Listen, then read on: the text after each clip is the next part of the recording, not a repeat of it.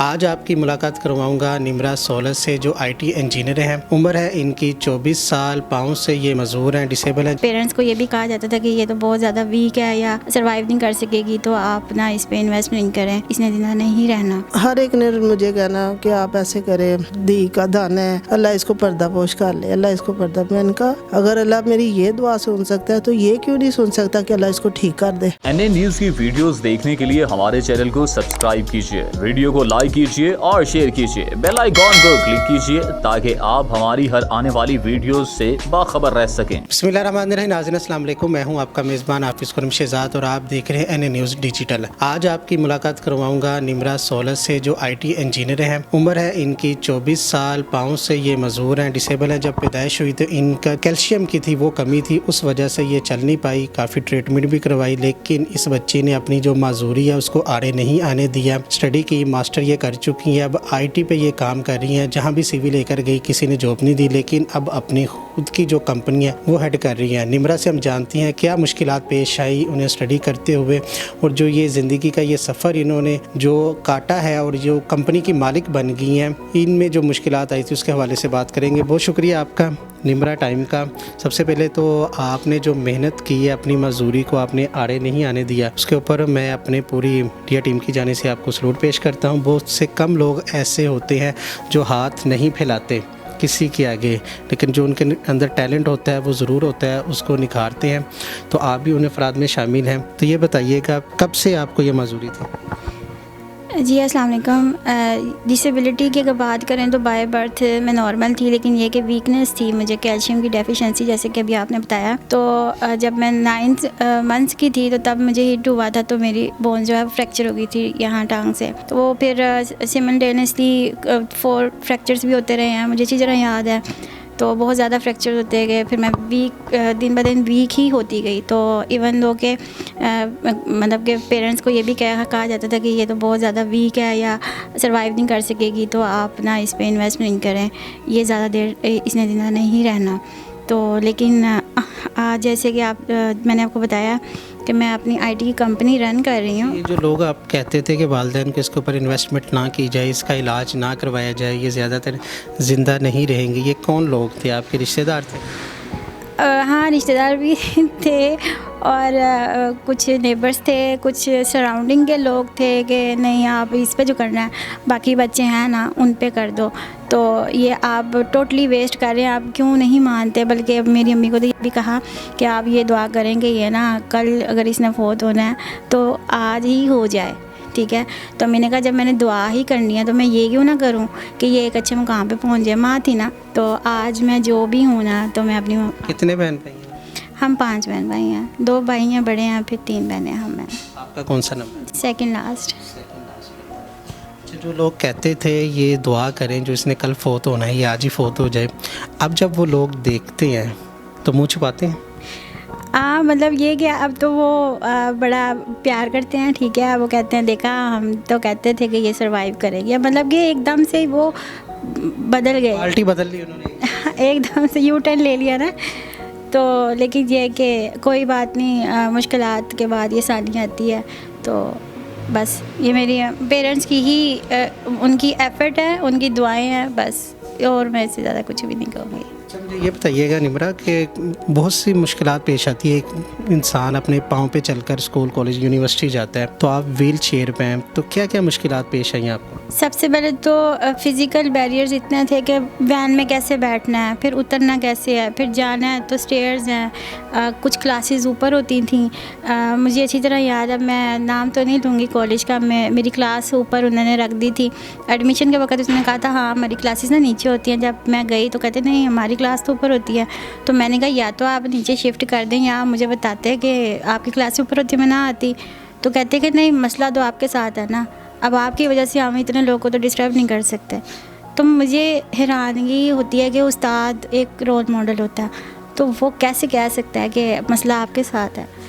तो ये barriers, multiple barriers आए थे मुझे, मतलब लोगों के एटीट्यूड में। आके आपकी निम्रा हिम्मत टूट गई थी किस बैरियर पे आपके कि मैं ये नहीं कर पाऊँगी?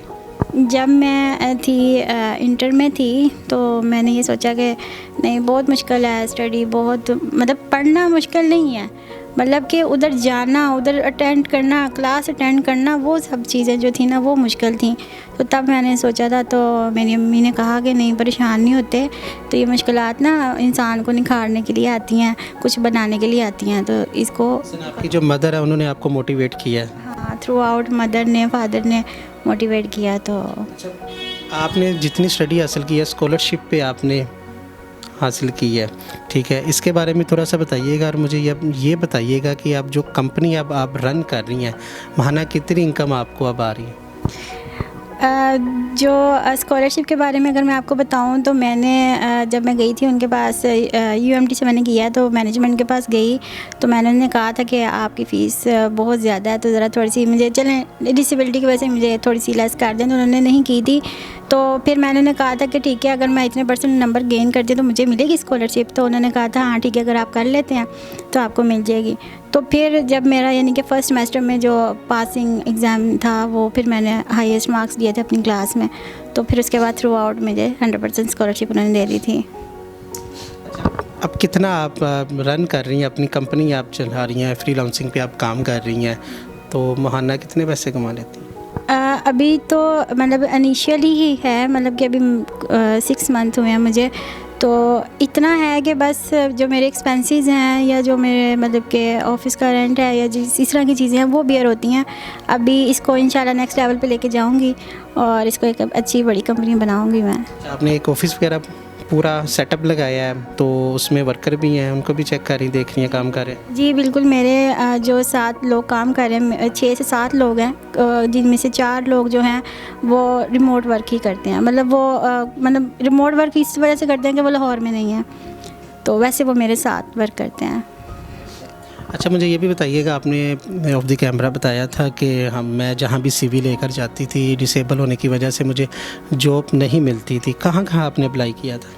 मैंने लाहौर का कोई भी अदारा जो रह गया हो मैंने नहीं छोड़ा, मतलब सब जगह मैंने, स्कूल, कॉलेज, यानी कि इवन तक कि मैंने क्लर्क की जॉब के लिए भी ना मैंने अप्लाई किया, मास्टर्स की डिग्री होने के बावजूद भी। तो वो मुझसे ये पूछते थे, अच्छा तो आप जॉब पे कैसे आएंगी? मैंने उन्हें कहा जैसे मैं इंटरव्यू में आई हूँ वैसे मैं जॉब पे भी आ जाऊँगी। कहते अच्छा आपको अटेंड करने के लिए भी रखना पड़ेगा। मैंने कहा मैं अभी भी तो इंडिपेंडेंटली आई हूँ ना। तो ये चीज़ें थी कि वो फिर रिफ्यूज़ कर देते थे कि नहीं आप व्हीलचेयर पे हैं। मतलब कि ये एक बैड चीज़ है कि आप किसी की एबिलिटी नहीं देख रहे कि वो कितना पढ़ के, ज़ाहिर सी बात है, यहाँ तक पहुँचा। आप सिर्फ एक उसकी फ़िज़िकल अपीयरेंस से देख रहे हैं कि वो नहीं चल सकता, तो आप उसे अपॉर्चुनिटी ना दें। उसके बाद आपने फ़ैसला किया था कि अब मैंने जॉब के लिए अप्लाई नहीं करना, मुझे ख़ुद से ही कुछ करना पड़ेगा। अच्छा निम्रा, ये भी बताइएगा आपका ये इलाज क्यों नहीं हो सका? ये दुनिया में इलाज मुमकिन नहीं है इसका, कैल्शियम का? इसका ट्रीटमेंट कौन सी चीज़ है जिसका इलाज मुमकिन नहीं है, लेकिन ये बहुत एक्सपेंसिव है। बोन मैरो आपने शायद सुना हो, वो ट्रांसफ़र किया जाता है, तो ये बहुत ज़्यादा कॉस्टली पड़ जाता है, तो जो कि बेयर नहीं कर सकती मैं। पाकिस्तान में क्या, पाकिस्तान के बाहर है? पाकिस्तान में भी है, होते हैं, यहाँ लाहौर में भी होते हैं, कुछ आप हॉस्पिटल्स में जाए ना वहाँ पे भी हो रहे हैं, लेकिन एक्सपेंसिव है तो वो बेयर नहीं कर सकते। कितना एक्सपेंसिव है? कोई दर्द दिल रखने वाला इंसान देख ही रहा हो, बहुत से हैं पाकिस्तान में, तो शायद कोई आपकी भी मदद करे। मैंने आपको सही बताऊं तो मैंने जाके उनसे पता नहीं किया। क्यों नहीं पता किया? कि वो एक होप कहीं मेरे अंदर ना डाल जाए कि मैं शायद कभी चलूं। तो मैंने कहा ठीक है, इसी के साथ नहीं ना, ठीक है। हालांकि मुझे कईयों ने कहा था, मेरी फ्रेंड थी, ने कहा था तुम बोन मैरो करवा लो, तो तुम, या कैल्शियम जब आपने देखा होगा कि कोई चीज़ खोखली हो, उसके अंदर कोई चीज़ भर दी जाए तो वो खड़ी हो जाती है। तो ये चीज़ है कि वो अंदर ही कुछ नहीं है, तो खड़े कैसे होना मैंने। निम्रा, लास्ट में मुझे बताइएगा आपका ख्वाब क्या है अपनी कंपनी को लेके? मेरा ख्वाब ये है कि मैं अपनी कंपनी को इस्टेब्लिश करूं, एक अच्छे लेवल पे लेके जाऊं, और जो चीज़ें मैंने फ़ेस की हैं ना कि तुम नहीं कर सकती, तुम नहीं कर सकती, ऐसे बहुत से लोगों को लेके आऊं जिन्हें सुनना पड़ता है तुम नहीं कर सकते। और मैं अपने माँ पापा को, आप सोचती होंगी कि आपके पास कोई CV लेकर आए तो वो बेचारा वापस ना जाए? बिल्कुल, मतलब भी अभी पिछले दिनों एक और इंटरव्यू हुआ था, उसमें पूछा गया था कि आप क्या डिसेबल्स के लिए करेंगी? तो मैंने कहा नहीं, नॉर्मल्स के लिए भी मैं करूँगी, क्योंकि मैं वो चीज़ फ़ील कर रही हूँ कि ज़रूरी नहीं कि जो डिसेबल है उसी को ज़रूरत है, नॉर्मल्स भी आपने कहीं देखे होंगे जिनको ज़रूरत होती है तो मैं उस लेवल पे लेके जाऊंगी इंशाल्लाह। जी नाज़रीन, निम्रा की वालदा हमारे साथ मौजूद हैं जिनकी मेहनत की वजह से आज निम्रा इस मुकाम पर पहुंची हैं। तो आइए इनसे बात करती हैं। बहुत शुक्रिया आपका। जी ये बताइए था, बहुत मेहनत आपने की है इस बच्ची को इस मुकाम तक पहुंचाने के लिए, तो वो ज़रा मुझे बताइएगा, जो लोग आपसे कहते थे कि इसके लिए दुआ करें कि ये अल्लाह को प्यारी हो जाए, ठीक तो इसने होना नहीं है। मैं खुद भी जॉब भी करती हूँ वापडा में, तो वहाँ भी जो मेरी फ्रेंड्स थी ना, वो हर एक ने मुझे कहना कि आप ऐसे करें, दी का दाना है, अल्लाह इसको पर्दापोश कर ले, अल्लाह इसको पर्दा। मैंने कहा अगर अल्लाह मेरी ये दुआ सुन सकता है तो ये क्यों नहीं सुन सकता कि अल्लाह इसको ठीक कर दे। तो मैं इसके लिए फिर कभी आज तक ज़हन में ये आया ही नहीं कि अल्लाह इसको पर्दापोश कर ले। जब बचपन में तो इसको ये नवाला तोड़ के आगे रखते थे, फिर ये इसके मुँह में तोड़ भी नहीं सकती थी। तो शुरू में जब इसके फ्रैक्चर हुए, डॉक्टर के पास लेके गई तो ये 3-4 साल की हो गई। तो मैंने कहा ये कब तक ठीक होगी, मैंने इसको स्कूल भेजना है। तो डॉक्टर ने कहा आप इसकी ज़िंदगी की दुआ मांगे, आपको पढ़ाई की पड़ी हुई है।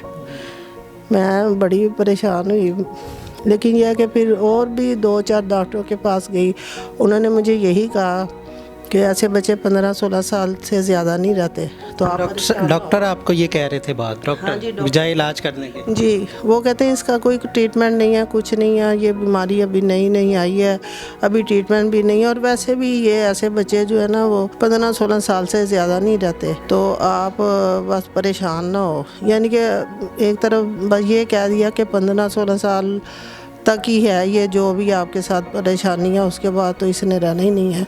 तो आप वैसे भी दुआ। चला ये 24 साल की है, उसने अपनी एक कंपनी बना ली, तो अब ज़रा उस डॉक्टर साहब के पास आप लेकर गई हैं? नहीं, मैं लेके नहीं गई। जाना चाहिए आपको लेकर।